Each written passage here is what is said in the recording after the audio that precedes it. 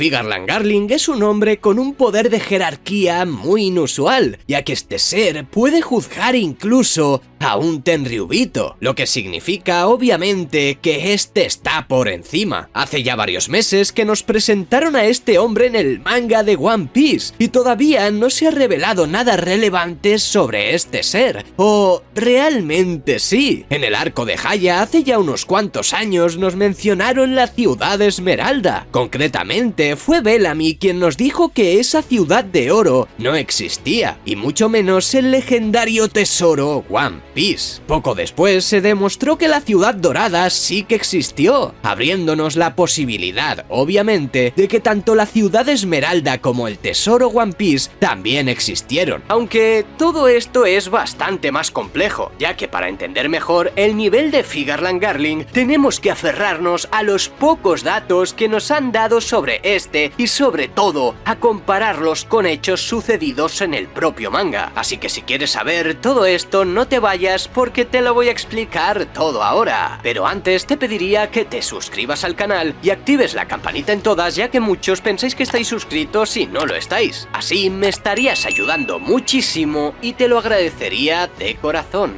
La ciudad Esmeralda, una isla completamente desconocida en este punto de la historia, pero que ha dado muchísimo que hablar a lo largo de los años. Muchos tenemos en mente que esta ciudad es Good Valley, a lo que algunos de vosotros os preguntaréis por qué. La silueta que nos mostraron de Good Valley es idéntica a la ciudad Esmeralda del cuento llamado El Mago de Oz. Obviamente tienen su parecido y tendría todo el sentido del mundo que Eiichiro Oda se haya basado en esto para crear dicha ciudad. Innumerables veces hemos visto cómo el mangaka se ha inspirado en obras infantiles o incluso en sucesos de la vida real. Partiendo de la base de que ambas son lo mismo por obvias razones, sabemos que era un lugar muy cotizado monetariamente, pues si toda la isla estaba hecha de esmeraldas, imaginad todo el dinero que podía haber allí. Es por eso también que creo que se hicieron con God Valley en su momento, ya que recordemos que los dragones celestiales formaron una cacería en esa isla, donde además Garling salió campeón.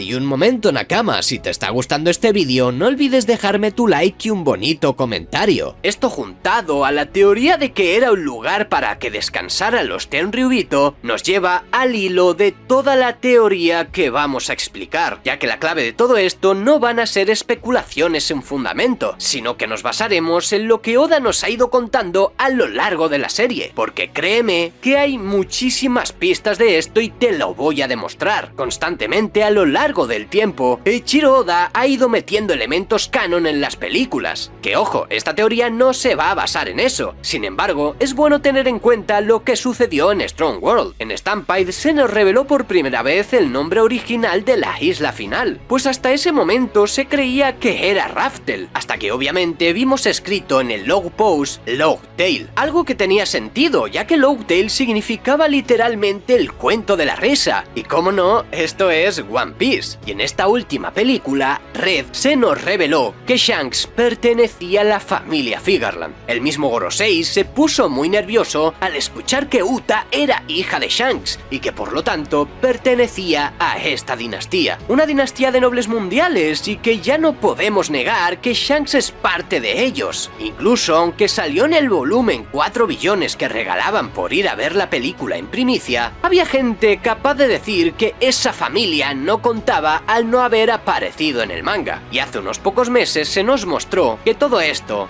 era real. Hasta este punto todo correcto, ¿verdad? Ya que aunque habían fanáticos escépticos a todo lo que sucedió en Red, se nos confirmó una vez más en el manga de que todo era un elemento canónico, y que por lo tanto tendría una brutal importancia en la historia, al igual que sucedió con lo que vimos en Strong World y en la película de Stampede, pues no son hechos sin importancia, sino todo lo contrario. Ahora bien, una vez explicada la conexión real entre Shanks y los Figarland, y que obviamente este pertenece a una familia real, tal, me gustaría comentar esta imagen de aquí, la primera imagen que vimos de los caballeros sagrados, que no la primera vez que se mencionan, ya que hace un tiempo en el manga la Marina habló de ellos. Sin embargo, el lector no le dio importancia ya que creyó que se referían a los mismos Tenryubitos. La mente nos explotó justo cuando nos dijeron que estos caballeros sagrados eran los que se encargaban de la protección de estos mismos seres, y que básicamente eran la justicia en todos sus aspectos. Aunque lo que también nos llamó la atención, obviamente, fueron las siluetas de la imagen de aquí. Lo primero porque se nos confirma prácticamente que son un total de 10 caballeros más su jefe, el cual sería Figarland Garling, ya que al menos a primera vista no parece estar su silueta aquí. Y lo segundo, que este hombre de aquí es literalmente la sombra de Shanks. Cuando salió el capítulo en su momento, en este mismo canal comprobamos que sí era exactamente la silueta del pelirrojo. Y la gente me llamó loco cuando dije que era el hermano gemelo del pelirrojo, aunque gracias a Oda esto se reveló ya hace unos meses en el manga, confirmándonos de una vez por todas que Shanks efectivamente pertenece a esta familia. Sobre Shamrock hemos visto que tiene un poder muy particular, ya que su espada posee al perro de 3 cabezas, es decir, que consumió la fruta del cerbero, o le dio ese poder Imusama.